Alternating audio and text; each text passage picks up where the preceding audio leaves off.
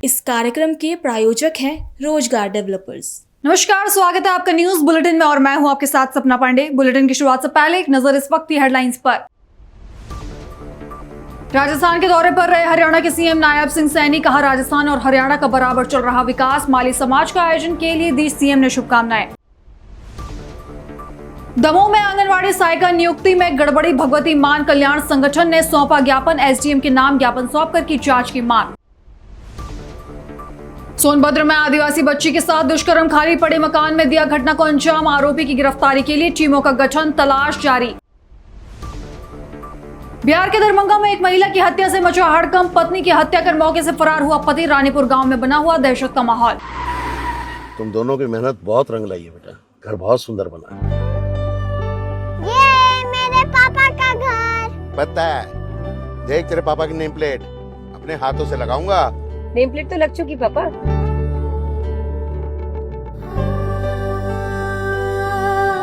असल मेहनत तो आपने किया पापा, मुझे इस काबिल बनाने के लिए। वो जिंदगी भर किराए के मकान में रहे, लेकिन आज ये घर मेरा नहीं, ये है मेरे पापा का घर।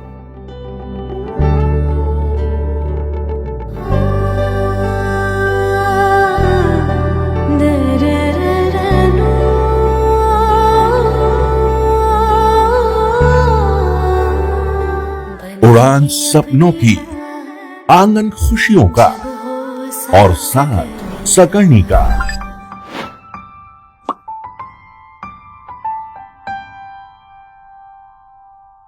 60 वर्षों से आपके साथ मनोरंजन और संस्कार का संगम, जाह्नवी मैगजीन। चलिए अब रुक करते हैं खबरों की ओर। हरियाणा के मुख्यमंत्री नायब सिंह सैनी राजस्थान के जोधपुर दौरे पर रहे, जहां सोनी देवी देवीलाल गहलोत पवेलियन ग्राउंड के नामकरण कार्यक्रम में शिरकत की। मुख्यमंत्री नायब सिंह सैनी ने कहा कि राजस्थान और हरियाणा का बराबर विकास चल रहा है। साथ ही सीएम ने माली समाज को आयोजित के लिए शुभकामनाएं दी। साथियों, हमें यह जन समर्थन जो हरियाणा की जनता ने ये मुझे दिया है, इसके पीछे जो आदरणीय मोदी जी का एक विजन है कि 2047 तक इस भारत को विकसित राष्ट्र बनाना है, उसमें हरियाणा के लोगों की एक बड़ी भूमिका वो आगे आई है, उनका आशीर्वाद मिला है। यह जन समर्थन, ये राष्ट्रवाद, सुशासन, अंत्योदय दर्शन और सबका साथ सबका विकास की भावना का ये प्रतीक मिला है। मैं माननीय मोदी जी और अपने भारतीय जनता पार्टी की तमाम लीडरशिप का और सभी कार्यकर्ताओं का मैं आभार भी प्रकट करता हूं कि जिन्होंने मुझे हरियाणा के मुख्यमंत्री के रूप में योग्य समझा है और हम लगातार प्रदेश की सेवा कर रहे हैं। मित्रों, मैं देख रहा हूं कि देश के यशस्वी प्रधानमंत्री जी के नेतृत्व में आज देश विकसित भारत बनने की तरफ तेजी से बढ़ रहा है। चाहे वह बुनियादी ढांचे का विकास हो, किसानों की आय बढ़ाने की बात हो, महिलाओं को सशक्त करने की बात हो, युवाओं को रोजगार के नए नए अवसर उपलब्ध कराने की बात हो, हर क्षेत्र में देश तेजी से प्रगति कर रहा है।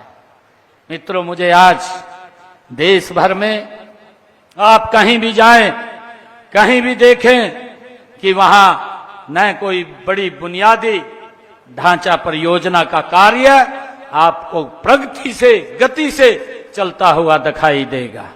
मुझे खुशी है कि आज देश के अंदर डिफेंस कॉरिडोर से लेकर फ्रंट कॉरिडोर तक, भारतमाला से लेकर के सागरमाला तक हम देख रहे हैं आदरणीय मोदी जी कैसे रोडवेज, रेलवे, एयरवेज कनेक्टिविटी का जाल पूरे देश में फैलाने के लिए मिशन मोड में आदरणीय मोदी जी कार्य कर रहे हैं। आदरणीय प्रधानमंत्री जी के ये कुशल मार्गदर्शन में ही विभिन्न प्रदेशों में हमारी डबल इंजन की सरकारें भी विकास व जन कल्याण के बड़े बड़े प्रोजेक्ट और योजनाओं को अमली जामा आज पहनाया जा रहा है। और मैं देख रहा हूं राजस्थान और हरियाणा इस बात के जीते जागते प्रमाण हैं, ये हम अपनी आंखों से देख रहे हैं। मित्रों, मैं बताना चाहूंगा कि राजस्थान में भी हमारे राजस्थान के लोकप्रिय मुख्यमंत्री भजनलाल जी शर्मा, जब मैं दिल्ली से चला तुरंत उनका फोन आया, और फोन आया तो मुझे कहने लगे, मैं अभी जहाज में नहीं बैठा था, उससे पहले ही भजनलाल जी का फोन आया और मुझे कहने लगे कि मैं भी जोधपुर आना चाहता था, परंतु किसी व्यस्तता के कारण मैं यहां नहीं आ रहा। समाज के सभी लोगों को मेरी तरफ से भी राम राम कहना। भाइयों, आदरणीय भजनलाल शर्मा जी के नेतृत्व में भी ये राजस्थान बनने का अभियान निरंतर गति से आगे बढ़ रहा है। साथियों, मुझे गर्व है कि माली संस्थान जोधपुर के 128 सालों से शिक्षा और समाज सेवा के क्षेत्र में सराहनीय काम हो रहा है। यह माली समाज का सबसे पुराना यह संस्थान है। आपने समाज के विद्यार्थियों को प्रशिक्षण, रोजगार प्रदान करने, उन्हें अपने पैरों पर खड़ा किया है। आप आर्थिक रूप से कमजोर विधवाओं को पेंशन देने, जो मुझे बताया गया है, सामूहिक विवाह, चिकित्सा सहायता, दिव्यांग शिविर, खेल कूद प्रतियोगिताओं आदि के माध्यम से समाज की आप महान सेवा कर रहे हैं। मैं सभी पदाधिकारियों को संस्थान के बहुत बहुत बधाई और साधुवाद देना चाहता हूं। मित्रों, आपने लगभग, मुझे ये खुशी है कि 1200 विद्यार्थियों के छात्रावास की भी यहां पर स्थापना की है और उनको विभिन्न प्रतियोगी परीक्षाओं में सफल बनाने के लिए आप लोगों ने इस पवित्र भूमि पर निःशुल्क कोचिंग सेंटर तथा पुस्तकालय भी आप चला रहे हैं। आपके द्वारा किए जा रहे कार्यों की सूची इतनी लंबी है कि इन सब के नाम गिनाना ये असंभव नहीं। से ये मैं आपकी समाज सेवा की इस भावना की दिल से, मैं दिल की गहराइयों से आपकी सराहना करता हूं। आपका यह कार्य ये दर्शाता है कि हम अपनी सांस्कृतिक धरोहर को बनाए रखते हुए शिक्षा के माध्यम से समाज को प्रगतिशील बना सकते हैं। दमोह जिले के तेंदुखेड़ा ब्लॉक में आंगनवाड़ी कार्यकर्ता और सहायिका भर्ती में बड़े पैमाने पर फर्जीवाड़ा सामने आया है। आरोप है कि कई आवेदन ने फर्जी दस्तावेज का उपयोग करके भर्ती प्रक्रिया में भाग लिया और चयनित हुए, जहां बमहोरी रेयत में बीजेपी मंडल अध्यक्ष के रिश्तेदार फर्जी निवास ID BPL कार्ड और मार्कशीट लगाकर चयनित हुए। साथ ही ग्राम स्वयंगौरिया में अर्चना गौड़ ने 12वीं की मार्कशीट में छेड़छाड़ कर अंकों में बढ़ोतरी की और पोर्टल पर अपलोड की। साथ ही ग्राम भोड़ी माल में भोड़ी रेयत की आवेदिका निशा गौड़ का प्रथम स्थान पर नाम है, जबकि अन्य ग्रामों में भी फर्जी मार्कशीट लगाई गई है। जिसके बाद हेमराज लोधी, सुनील संगीत और भगवती मानव कल्याण संगठन ने जांच कराकर फर्जी दस्तावेज का उपयोग करने वालों के खिलाफ कार्रवाई करने की मांग की है। उन्होंने 52 आंगनवाड़ी केंद्रों की जांच कर सूची निरस्त कर नई सूची जारी करने की मांग की है। इस मामले में निष्पक्ष जांच की आवश्यकता है ताकि दोषियों के खिलाफ कार्रवाई की जा सके और भर्ती प्रक्रिया की पारदर्शिता बनी रहे। किन पर आरोप है? तेंदुखेड़ा जनपद पंचायत में जो आंगनबाड़ी भर्ती प्रक्रिया हुई है उसमें फर्जी दस्तावेजों के द्वारा प्रक्रिया हुई है। जो सूची बनाई उसमें फर्जी दस्तावेज लगाए, जो व्यक्ति उस गांव का निवासी नहीं उस गांव का निवासी दर्शा गया। ये तो सिद्ध सरासर फर्जी है ही। अंक सूची फर्जी लगाए गए हैं ऐसे 10 लोगों के हमारे पास दस्तावेज आ गए हैं और 10 ही लोग के दस्तावेज हम यहाँ एसडीएम महोदय को पेश करने जा रहे हैं। इन लोगों के साथ धोखाधड़ी हुई, इनके साथ फर्जीवाड़ा हुआ है और इनकी सही जांच करके अगर जिनने फर्जी दस्तावेज लगाए हैं उन पर सख्त कार्रवाई हुई। हम लोग क्या आश्वासन दिया है? तहसीलदार महोदय ने कहा कि मैं इसकी जाँच करवाता हूँ और जो भी फर्जी पाए जाएंगे उन पर 420 की जो किया उन्होंने उसका कार्रवाई करवाई। पूरे जो आवेदन हैं पूरे फर्जी हैं कि कितने? नहीं, अभी देखिए पूरों के बारे में हम लोग नहीं कह सकते, लेकिन 10 लोगों के जो हम लोगों के पास नाम आए वो तो फर्जी हैं, वो तो गलत है भर्ती हुई है।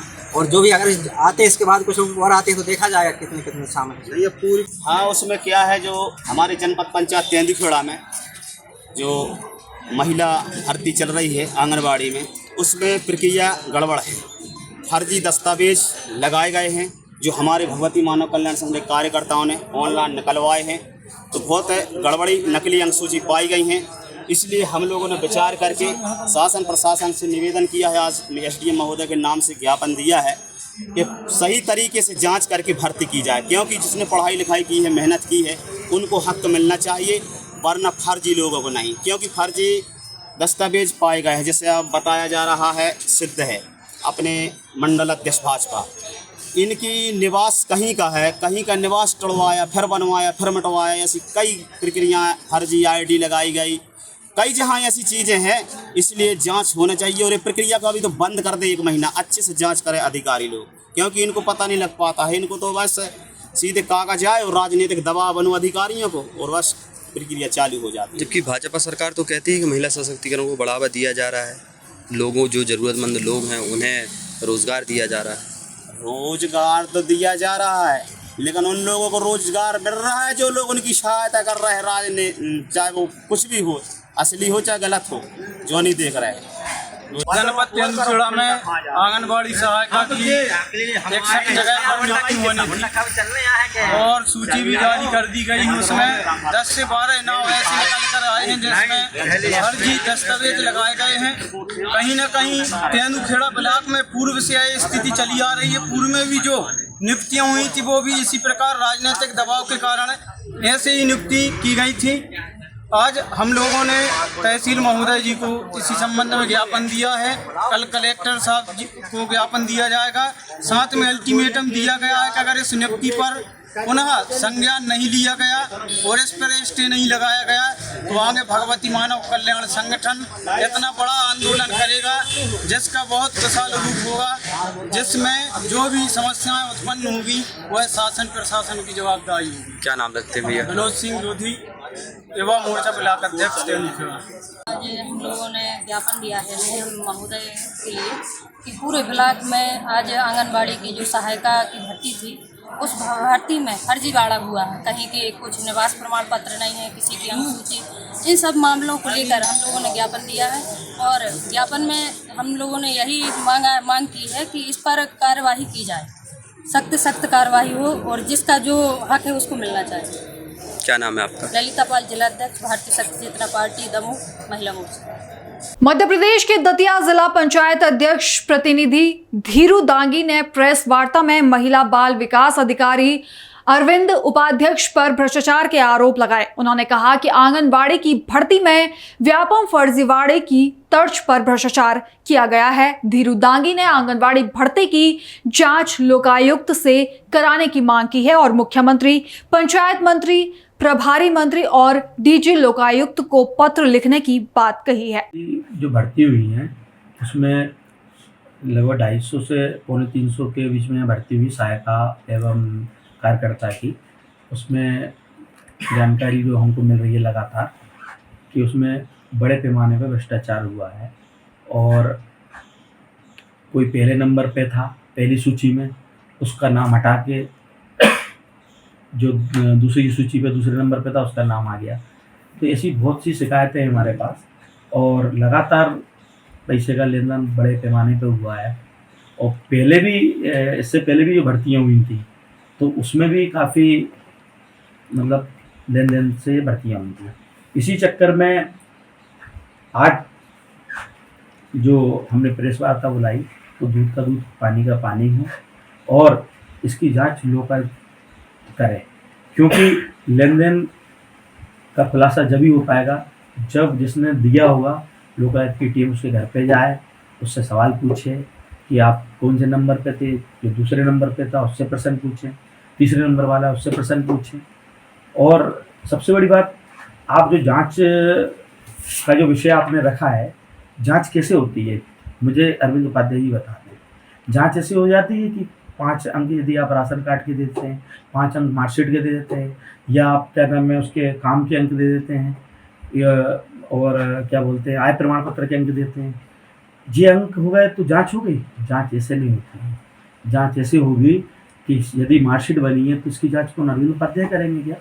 शिक्षा विभाग के द्वारा इसकी जांच होना चाहिए, बोर्ड के द्वारा इसकी जांच होना चाहिए। राशन कार्ड अरविंद उपाध्याय जी बनाते हैं क्या? इसकी जांच कौन करेगा? तहसीलदार करेंगे, फूड अधिकारी करेंगे। यदि ग्राम पंचायत का तो सरपंच और सचिव उसकी जांच करेंगे कि ये फर्जी है कि क्या है। ऐसे आय प्रमाण पत्र की जांच कौन करेगा? संबंधित विभाग करेगा। आप जांच खुद ही करवा रहे हो, 4-5-6 लोगों को बैठा लिया, बोले हाँ सही है सही है। आपने जनप्रतिनिधियों को लिया, 3 जनपद अध्यक्ष है, सेवड़ा, दतिया, मांडवा। आपको जनप्रतिनिधियों को बैठाना चाहिए, जिला पंचायत अध्यक्ष को बैठाना चाहिए, अगर नगर की बात है तो नगर पालिका अध्यक्ष को बैठाना चाहिए। उसके बाद आपको संबंधित विभाग के अधिकारी को बैठाना चाहिए। आप अधिकारी मैच खेल रहे हो, पता ही नहीं पड़ रहा क्या हो रहा है आप। और हम लोगों को जांच के नाम पर आप एक आवेदन दे देते हैं कि आपको आना है बैठक में। अरे आपने कल यहाँ कैमरे लगा लिए। आप पहले काम करते हैं ना, जब वो ले रहे थे उस समय कैमरे लगाते, कैमरे लगा दिए आपने। आवेदन आया, भैया मैडम बैठी थी, डिप्टी कलेक्टर मैडम इसके 30 अंक हैं, जे कोई दिक्कत नहीं, 30 अंक वाले का होगा। अरे 30 अंक आए कैसे हैं? इन दस्तावेजों की जांच करवाएं आप, इसमें हम जनप्रतिनिधि को बैठा लें, पता पड़ेगा। अंक जब जिसकी ज्यादा होंगे वो तो पात्रता आप में आ ही जाएगा। लेकिन ये कैसे हैं, ये आपने अंक दिए कैसे हैं, आपने कैसे जोड़े हैं? अभी मैंने 2-3 तथ्य दिए। रामगढ़ में एक जयंती देवी हैं, उनके पति उसमें आर्मी में, उनका गरीबी रेखा का कार्ड मान हो जाएगा, उन्हें आपने कर दिया। ऐसे में बहुत से छोटे छोटे हैं, मैं वो चीज़ों पे नहीं जाना चाह रहा हूँ। जब वो चीज़ सामने आएंगी हम दस्तावेज देंगे। इसकी निष्पक्ष जांच चाहते हैं, माननीय कलेक्टर साहब से हम चाहते हैं कि वो अच्छे अधिकारी हैं, इसकी निष्पक्ष लोग कोई वो पत्र लिख के दें और निष्पक्ष जांच कराएं। यदि अगर जांच निष्पक्ष नहीं होगी, अभी मैं माननीय मुख्यमंत्री जी को पत्र लिखूंगा और प्रभारी मंत्री जी को लिखूंगा और पंचायत मंत्री जी को लिखूंगा कि हमारी भारतीय जनता पार्टी की सरकार है, ऐसे बेहरूपे अधिकारी यहाँ भ्रष्टाचार कर रहे हैं, ये बर्दाश्त नहीं होगा। क्योंकि हमारे यशस्वी मुख्यमंत्री इतने अच्छे कार्य कर रहे हैं, तो ये दतिया का हमारा नाम खराब नहीं होना चाहिए। माँ पीताम्बरा की नगरी में हम रहते हैं, तो यहाँ दतिया में सब भ्रष्टाचार ना कभी हुआ है ना होना चाहिए। ये बहुत है, मिलता हम होने नहीं देंगे। हमने पहला कदम मीडिया को इसलिए बताया है कि आप जाके कलेक्टर साहब से सवाल पूछें। क्यों पूछें? कि आप जब अच्छे काम कर रहे हैं कलेक्टर साहब, तो आपके उसमें कैसा हो रहा है? अधिकारी को बढ़ावा आप दे रहे हैं ना। हम तो मैदान में उतरे हैं, हम तो करेंगे और आपका भी सहारा लेंगे। आपकी मतभेद है? नहीं, कोई मतभेद नहीं है। तो आपने कलेक्टर बोला? आप समझ नहीं रहे, चूंकि व्यवस्था मेरे पास जैसे कल आई, कल दावा आपत्ति की तारीख मेरे पास आई, तो वो यहाँ आए, वो बोले आप बैठ जाइए। मैंने क्या बैठूंगा, मैं दृश्य देखूं, खाली जो अपराध घटित होगा उनको देखता रहूं। मैंने कि मैं ऐसे नहीं बैठूंगा, मैं तो आपके द्वारा इस बात को मैं हाईलाइट करना चाहता हूँ, तो निष्पक्ष जांच चाहता हूँ। और यदि उसके बाद नहीं होगी, हम मुख्यमंत्री जी को पत्र लिखेंगे, पंचायत मंत्री जी को लिखेंगे, प्रभारी मंत्री जी को अवगत कराएंगे, पीछे नहीं हटेंगे। लेकिन जो व्यापम घोटाला हुआ था, तो उसी की तर्ज पर दतिया जिले में आंगनबाड़ी भर्ती का घोटाला देखा जा रहा है। किसके द्वारा किया जा रहा है? अरविंद उपाध्याय जी। आप नाम कम ले रहे हैं ना? नहीं ले लिया नाम। अब मेरी उनसे व्यक्तिगत कोई दुश्मनी तो है नहीं कि मेरा उनसे कोई वो मतभेद हो। मैं तो जो गलत काम कर रहे हैं उस पर उनकी वो कर रहा हूँ, मेरी व्यक्तिगत। छत्तीसगढ़ राज्य गठन के 25 वर्ष पूर्ण होने पर राज्योत्सव की शुरुआत हुई। जनपद पंचायत छुरिया अध्यक्ष संजय कुमार सिन्हा ने छत्तीसगढ़ मैतारी के तैल चित्र पर माल्यार्पण कर कार्यक्रम की शुरुआत की। कार्यक्रम में महिला के लिए हेल्थ चेकअप कैंप और प्रदर्शनी का स्टॉल लगाया गया। नन्हे बच्चे और आंगनवाड़ी कार्यकर्ताओं ने सांस्कृतिक कार्यक्रम की प्रस्तुति दी। हमारा सीडीपीओ मैडम मरकाम जी सही, हमारे बहिनी मन पर्यवेक्षक मन, आज के जो कार्यक्रम है सुंदर रूप से रजत महोत्सव है। रजत महोत्सव छत्तीसगढ़ सरकार, हमारे माननीय विष्णुदेव साय जी और महिला बाल विकास के मंत्री हमार लक्ष्मी रजवाड़े जी के निर्देश में पूरा छत्तीसगढ़ प्रदेश में मनाया जाता। जब छत्तीसगढ़ राज्य के गठन हुए और आज ये जो बेरा है 25 साल हमारे राज्य के स्थापना हुए हो गए। आज हमारा जो छत्तीसगढ़ प्रदेश है युवा अवस्था में है। इकर खुशी मनाए बार हमार राज्य सरकार ये रजत महोत्सव के आयोजन करेंगे। अलग अलग दिन में, अलग अलग बेरा में, अलग अलग विभाग के द्वारा एक कार्यक्रम के आयोजन हमारे शासकीय विभाग के सब अधिकारी मन करत है। आप मतलब बताते हुए हमार महतारी मन के लिए एक बहुत बड़ी योजना हमार विधानसभा चुनाव के समय में हमार भारतीय जनता पार्टी के नेता मन कर से घोषणा पत्र में महतारी वंदन योजना आज महतारी मन के खाता में 18,000 रुपया मन के खाता में आ गए हैं। 1,000 रुपया हमार महतारी दीदी बोला ऊपर डीबीटी के माध्यम से ऊपर अकाउंट में सीधा पैसा आ जाते। आते कि नहीं आते दीदी मन बताओ। हाँ, तो ऐसा हमारा सरकार है बहुत बढ़िया तय काम करते हैं। पूर्व में जो रहे पूर्व मुख्यमंत्री माननीय डॉक्टर रमन सिंह के कुशल मार्गदर्शन में छत्तीसगढ़ प्रदेश बहुत विकास और उन्नति करे है। वैसे ढंग के अभी 2 वर्ष में हमारे छत्तीसगढ़ के मुख्य माननीय विष्णुदेव साय जी भी लगातार महिला मन के लिए प्रयासरत है। आप मतलब मालूम है कि छत्तीसगढ़ राज्य के स्थापना हमारे पूर्व प्रधानमंत्री श्रद्धेय अटल बिहारी वाजपेयी चुनाव के मेरा रही से ओमे ये बोले इसे छत्तीसगढ़ में आप मन पूरा 11 के 11 लोकसभा के सीट ला जिता करके ला के दे दो, हम छत्तीसगढ़ राज्य के स्थापना करेंगे। ये हमारे माननीय अटल बिहारी वाजपेयी जी कहने से अपन वादा के अनुसार से 11 में से हम 10 लोकसभा सीट ही छत्तीसगढ़ में जिता करके दे, लेकिन हमारा ऐसा प्रधानमंत्री श्रद्धेय अटल बिहारी वाजपेयी। छत्तीसगढ़ के छुरिया में 1 दिवसीय कबड्डी प्रतियोगिता का समापन समारोह आयोजित किया गया, जिसमें जिला पंचायत अध्यक्ष किरण रविंद्र वैष्णव मुख्य अतिथि के रूप में शामिल हुई। कार्यक्रम की अध्यक्षता पंचायत अध्यक्ष संजय सिन्हा ने की। कार्यक्रम को जिला पंचायत अध्यक्ष किरण रविंद्र वैष्णव ने संबोधित करते हुए कहा कि बिना किसी देश भाव या हार जीत की चिंता किए पूरी क्षमता के साथ खेल के मैदान में उतरना चाहिए और पूरे मनोयोग के साथ खेल खेलना चाहिए। हम खेल में जीतते हैं या सीखते हैं, हार केवल मन की स्थिति है। सोनभद्र जिले के रॉबर्ट्सगंज कोतवाली क्षेत्र में 3 साल की आदिवासी बच्ची के साथ दुष्कर्म की घटना सामने आई है। आरोपी युवक ने बच्ची को टॉफी का लालच देकर खाली पड़े मकान में ले जाकर इस घिनौनी घटना को अंजाम दिया। परिजनों की शिकायत पर पुलिस ने मुकदमा दर्ज कर आरोपी की गिरफ्तारी के लिए 3 टीमें लगाई है। वहीं पीड़िता को अस्पताल में भर्ती कराया गया, जहां उसका इलाज चल रहा है। दिनांक 29/8/2025 की शाम को हेल्पलाइन 1090 पर थाना रॉबर्ट्सगंज पर सूचना प्राप्त हुई कि थाना क्षेत्र के अंतर्गत एक बच्ची के साथ अनूप पटेल द्वारा टॉफी देने के बहाने बहला फुसलाकर ले जाकर उसके साथ गलत काम किया गया है। इसके बाद वह बच्ची को घर छोड़कर चला गया।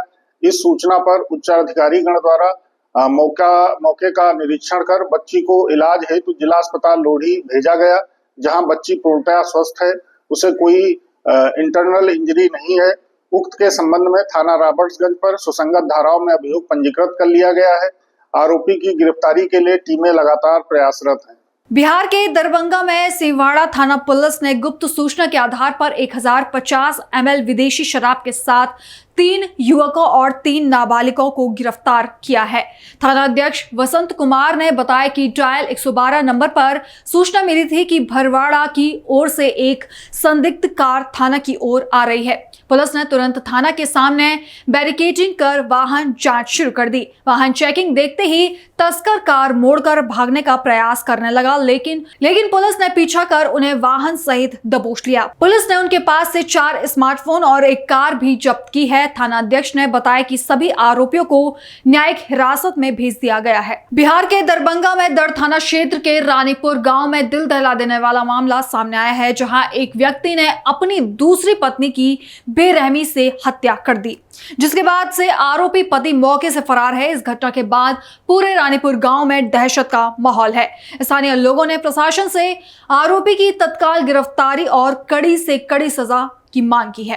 वार्ड नंबर रानीपुर पंचायत के अंतर्गत रानीपुर गांव बेला में विगत दिन 26 तारीख को प्रमोद कुमार पासवान ने अपनी पत्नी को खंती से अपने माथा पे उनको वार किया और वार करने के बाद वो यहाँ से खंती लेके ही भाग गए। उसके बाद हम लोगों को जैसे ही पता हुआ आनन फानन में रात के 12 बजे हम लोग DMCH इलाज के लिए गए। वहाँ से हम लोगों को रेफ़र कर दिया गया PMCH जाने की स्थिति में बहुत ज़्यादा उनका हालत गंभीर हो जाने की स्थिति में हम लोगों ने उनके पटना में ही एक इमरजेंसी हॉस्पिटल में प्राइवेट में भर्ती करवाई। उसके बाद कल शाम को 4 बजे में वो डेथ हो गए। अच्छा, जानकारी है कि उसकी पहली पत्नी को भी वो मार दिया हुआ था। हाँ, 2019 में उसका भी शादी हुआ था, जिसके फिर उसकी पूर्व पत्नी जो थी वो भी गर्भवती थी, उसको भी कुल्हड़ से काट दिया गया था। उसको स्पॉट ही मर्डर वो उस समय में यहाँ हो गई थी। फिर उसके 1 साल 2 साल बाद उनके गांव वाले ने उनका शादी करवा दिया और शादी करवाने के बाद फिर यह उनके पास जन्माष्टमी दिन उनका एक बेटा हुआ था। वो बेटा होने के बाद चौरचन पावन दिन 26 तारीख को उनको सिर पे खंती से वार कर दिया गया, जो आनन फानन में हम लोग DMCH ले गए, लेकिन DMCH में रेफ़र कर दिया PMCH जाने वक्त में बहुत स्थिति गंभीर हो गई। हम लोग उनको वहाँ रखे, लेकिन ब्रेन का ऑपरेशन भी उनका परसों हुआ था। ऑपरेशन होने के बाद कल उनका स्थिति और गंभीर हो गई, जिनकी उनकी मृत्यु हो गई। वार करने के पीछे वजह क्या था? अब ये नहीं लगता है, वो नशा भी नहीं करता है लड़का। अब उनके अंदर में क्या है, वो मेंटली प्रॉब्लम है कि क्या प्रॉब्लम है ये तो नहीं कह सकते हैं हम लोग, लेकिन इस पे ठोस कार्य। अच्छा, आप ग्रामीण है ना, तो आपको पता होना चाहिए कि वो मानसिक रूप से क्या था या नहीं। वो तो 10 महीना पहले उनका शादी हुआ, शादी से बाद वो खनाई पिनाई सब लोग जो अच्छे से होता है अपना पत्नी के साथ वो कर रहा था, और बच्चा होने के बाद क्या हो गया उसको पता नहीं चला। रात में वो सोई थी और उसके बाद उसके खंती से आके उसके ऊपर माथा पे सिर पे वार कर दिया गया। कौन सा थाना अंतर्गत आता है? ये सदर थाना अंतर्गत आता है, रानीपुर गांव, न्यू एयरपोर्ट के बगल में। जो लड़की का मृत्यु है उसका नाम क्या है? विभा कुमारी। कहाँ घर है उसका? उसका घर आपका जगदीशपुर है, जो थाना नेहरा पड़ता है। जो हत्या किया वो लड़का का नाम? प्रमोद कुमार पासवान। उनका पिता का नाम अच्छा, उम्र क्या होगा उसका? उनका 30 से 35 साल उम्र है। अच्छा, एक चीज़ बताइए, ये क्या काम कर रहे थे? ये रोजा काम कर रहे थे और 6-7 महीना से कोई काम वाम नहीं कर रहे थे। ये घर ही में रहते थे और घर में किसी को जाने भी नहीं देते थे, बाहरी आदमी को भी नहीं जाने देते। पहली शादी इनका जो हुई थी कहाँ हुई थी और कैसे? ये पहली शादी 2019-20 में हुई थी, और उसमें भी जब वो गर्भवती महिला थी और 9 महीना की जब वो होने वाली थी, उसी टाइम में आया कहीं न कहीं से और कुल्हड़ से उसका बीचों बीच गर्दन पे काट दिया। उस समय पुलिस कार्रवाई की थी? उस समय पुलिस कार्रवाई भी की थी, उनके परिवार बाद सब लोग कार्रवाई भी की थे। फिर बाद में कैसे न कैसे उनको छुड़ा के ले आया गया, लेकिन ये गांव के लिए बहुत ही और ये जिला के लिए बहुत ही हानिकारक है। ऐसे ऐसे बंदे को उम्र कैद की सजा होनी चाहिए, जिसमें आज उनका परिवार ने भी हम लोगों को साथ दिया है, और हम लोग ठोस से ठोस कार्रवाई के लिए अपने थाना महोदय। गिरफ्तारी उस टाइम में हुई थी इसका? हाँ, उस टाइम 6-7 दिन बाद जाके गिरफ्तारी हुई थी। अच्छा, अभी क्या स्थिति है यहाँ? अभी यहाँ का माहौल जो है डरा हुआ है, सबको डर हो रहा है, सब रात भर जगे हुए हैं, जो कहीं से फिर आ जाए, किसी को मार दे, कुछ हो जाए। जब वो अपना पत्नी को नहीं छोड़ पाया, और एक नहीं 2-2 पत्नी के साथ ये कारोबार, और उनके साथ 17 दिन का बेटा है, आप कह सकते हैं जितना 17 दिन का बेटा है, और वो बेटा का मोह नहीं देखा, तब जाके वो पत्नी को। अच्छा, मृतक फरार है क्या? हाँ, मृतक फरार है उसी दिन उसी समय से, और हाथ में खंती दे के फरार है। आरोपी पति फरार? हाँ, आरोपी पति फरार है। फिलहाल बुलेटिन में इतना ही। देश और दुनिया की बाकी तमाम खबरें देखने के लिए बने रहिए पल्स 24 न्यूज के साथ। नमस्कार। तुम दोनों की मेहनत बहुत रंग लाई है बेटा, घर बहुत सुंदर बना है। ये मेरे पापा का घर। पता है, देख तेरे पापा की नेम प्लेट अपने हाथों से लगाऊंगा। नेम प्लेट तो लग चुकी पापा।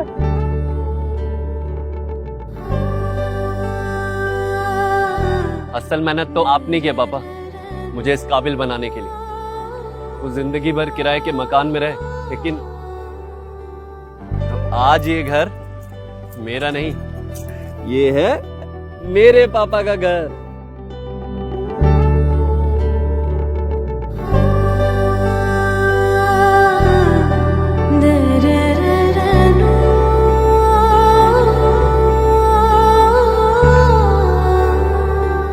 उड़ान सपनों की, आंगन खुशियों का और साथ सकर्णी का।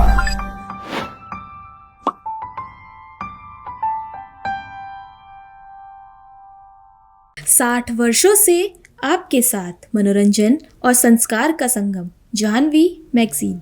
इस कार्यक्रम के प्रायोजक थे रोजगार डेवलपर्स।